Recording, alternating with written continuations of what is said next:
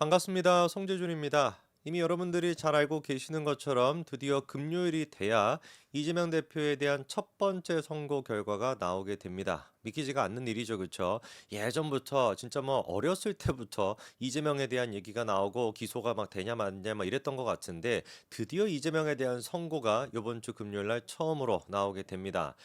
지금까지 사법부가 좀 이해할 수 없는 여러 가지 모습들을 많이 보였었죠. 일반 국민들 같은 경우는 재판 지연, 뭐 꿈이나 꿀 수 있겠습니까? 재판 지연하려고 조금만 뭐 하더라도 바로 그냥 무슨 뭐 명령 떨어져가지고 끌려가가지고 억지로 뭐 재판을 받을 텐데 이재명 같은 경우는 단식 투쟁한다. 그러면 단식 투쟁하는 거 받아주고 뭐 한다. 그리고 또 막 개구라를 치고 국회 일 때문에 못 간다면 다 받아주고 이거 자체가 이미 특혜였던 것이죠, 그렇죠? 권력자들한테 약하고 약자한테 강한 이런 모습을 보이는 게 사법부의 제대로 된 모습이겠습니까? 지난번에도 한번 말씀을 드렸습니다만 성남FC 문제 같은 경우도 지금 논란이 됐던 게 뭐였어요? 담당 검사를 갖다가 판사가 퇴거 명령을 내려버렸습니다. 퇴정 명령을 내려버린 거예요. 살다가 우리가 변호사, 깽판 치는 변호사를 갖다가 뭐 재판을 방해한다 그래가지고 퇴정 명령 내리는 거는 봤어도 검사를 갖다가 퇴정 명령 내렸다 이런 얘기 들어보신 적이 있습니까? 당연히 들어볼 리가 없죠. 미치지 않고서 이런 결정을 어떻게 내리겠습니까? 이유도 간단한 거예요. 예를 들어가지고 성남FC 사건 같은 경우는 지금 어디서 수사를 하고 있습니까? 성남 지원, 그 수원 거기서 이제 그 하고 있잖아요. 그러면 그거에서 만약에 그 수사를 담당했던 검사가 다른 데로 만약에 인사 이동이 됐어요. 뭐 서울로 갔다. 그러면 어떻게 해야 되겠습니까? 내가 사건을 수사한 당사자니까 내가 공판에 참석해가지고 내가 그거에 대해 설명하는 게 맞죠. 새로운 사람이 그거 한다면 또 이거를 막 처음부터 다시 봐야 되는데 어떻게 그게 되겠습니까? 그러다 보니까 인사 이동이 된 경우에는 직무 대리의 형태로 내가 원래 이제 그 수원지법에 저기 그 성남지청에 있었으니까 성남지청에 직무 대리로 와가지고 공판에 어떤 참석하는 이런 형태로 해왔던 게 지금까지 검찰의 관행이었단 말이에요. 당연한 거겠죠. 그렇죠? 이게 무슨 뭐 불법을 위한 것도 아니고 어떤 그 재판의 효율적인 진행을 위해 가지고 당연히 할 수 있는 거 아니겠습니까? 그리고 그거에 대한 허가를 검찰총장이 내리는 형태로 이루어져 왔는데 이번에 판사가 미쳐가지고 야 검찰에 대한 최고 인사권자, 검사에 대한 인사이동 최고 뭐 결정권자, 그거 대통령 아니냐? 그럼 직무대리 그거 하는 것 또한 마찬가지로 대통령한테 허가를 받아야지. 이게 말입니까? 방구입니까? 말 같지도 않은 소리를 갖다가 하고 있는 거예요. 그럼 말도 안 되는 억지를 부려가지고 검사를 갖다가 퇴정 명령을 내렸다. 이게 도대체 말이 되겠냐고요. 대놓고 그러니까 지금 판사가 뭐 하겠다라는 겁니까? 이재명에 대해 가지고 방탄 씌워주겠다. 이렇게 지금 하는 거랑 뭐가 다르겠냐고요.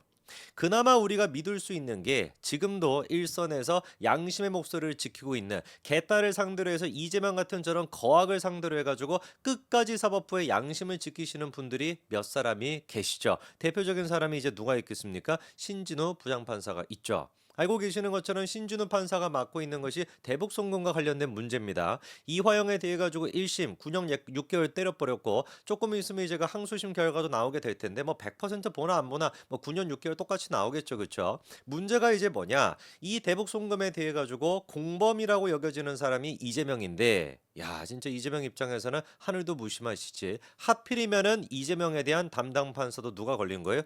신준우 부장판사가 걸렸죠.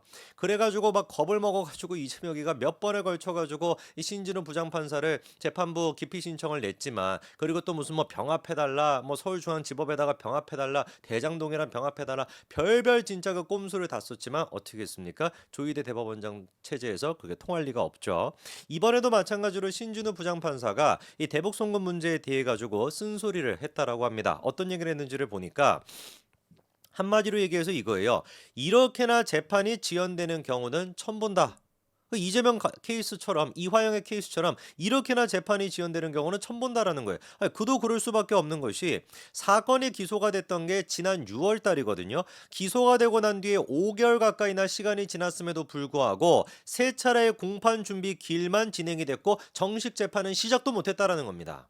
기소가 되고 난 뒤에 5개월의 시간이 지났음에도 불구하고 정식 재판이 시작이 안 됐다. 이게 말이나 되겠습니까? 물론 이런 말 같지도 않은 일들이 문재인 정부에서는 벌어졌었죠. 판사들이 대놓고 그냥 재판을 갖다 지연하겠다라는 목적으로 그렇게 했었는데 이번 케이스 같은 경우는 왜 재판이 지연이 됐냐? 이유가 간단한 겁니다. 변호인들이 아직까지도 사건 기록을 못 읽었다라는 거예요.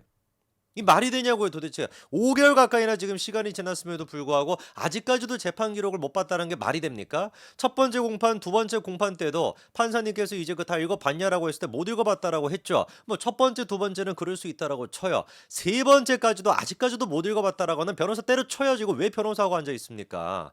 이번에 그래서 신준우 판사가 하는 얘기가 사건 기록은 어느 정도까지 파악하셨습니까? 라고 변호인이 3명이나 됩니다. 3명이나. 물어봤더니만 절반 정도 파악했대요.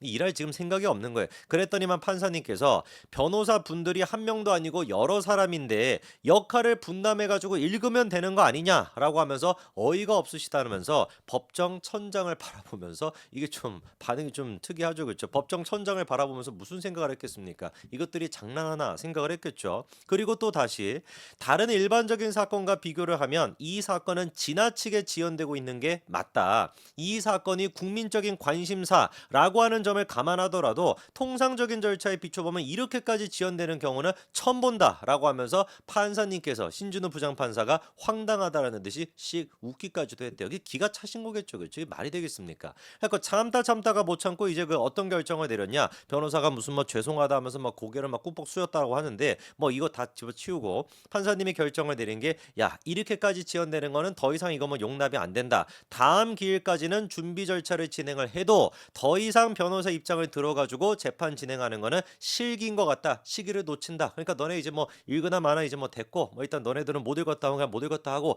바로 이제 어떻게 하겠다라는 거예요? 재판을 진행을 하겠다라는 거죠. 당연히 그렇게 했어야 되는 것이죠.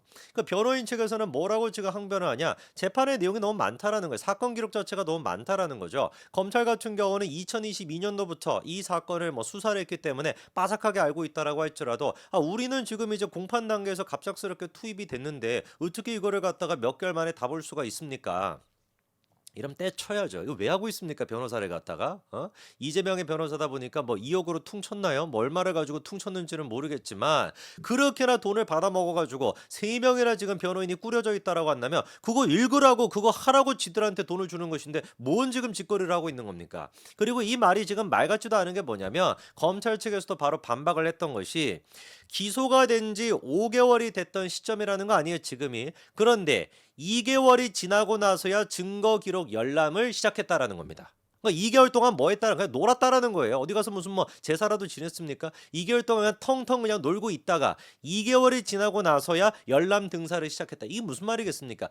읽어볼 지금 의지가 없다라는 거예요. 그러니까 5개월이 지났음에도 불구하고 반밖에 못 읽었다라는 거지. 그럼 3개월 동안 반을 읽었다라는 얘기니까 5개월 동안 조금만 빡세게 읽었으면 4개월 만에도 충분히 읽을 수 있었다라는 뜻이잖아요.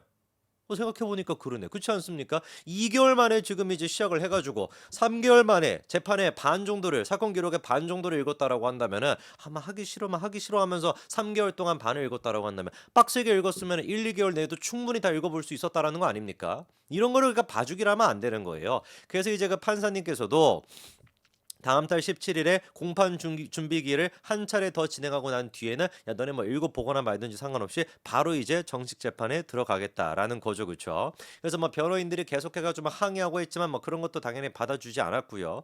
그리고 또 지난번에 이화영이가 재판에 대해 가지고 기피 신청을 또 하지 않았습니까? 기가 막힌 노릇이면 이재명에도 일단 신진우 부장판사에 대한 기피 신청했다가 그거 이제 빠그라졌죠, 그렇죠? 병합 신청했다가 그것도 마찬가지로 빠그라지지 않았습니까? 도대체 얼마나 신진우 부장판사가 무서우면 이거 몇 번째 지금 기피 신청을 하는지 모르겠어요.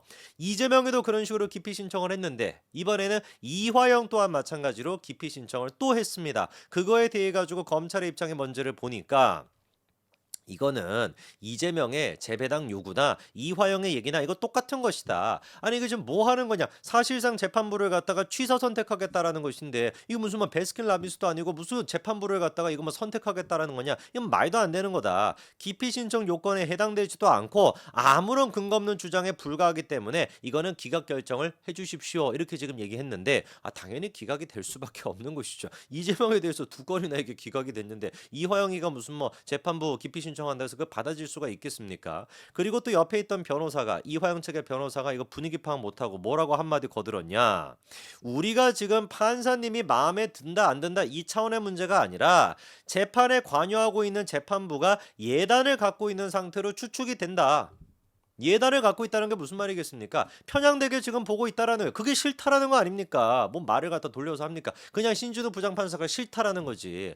저는 그런데 암만 생각해 봐도 판사님한테 지금 이제 항소심 결과를 앞두고 있는데 당신 지금 예단하고 있어. 당신 지금 편향됐어. 이렇게 얘기하는 것이 글쎄요. 의뢰인한테 도움이 되나요? 그냥 이거 뭐 들어가라. 뭐 이렇게 그냥 하지 않고서야 어떻게 이게 도움이 된다고 생각하는지는 모르겠지만 전 진짜 뭐 잘들 놀고 앉아 있습니다. 참 사법부가 지금까지 납득이 안 되는 모습을 많이 보여줬지만 그래도 신진우 부장판사 같은 분이 중심을 잘 지켜주다 보니까 그나마 우리가 사법부에 대해서 신뢰할 수 있는 것 같습니다. 금요일 날에도 더도 말고 덜도 말고 그냥 법리대로 법치대로만 결과가 나오면 됩니다. 여기까지 말씀드리겠습니다. 감사합니다.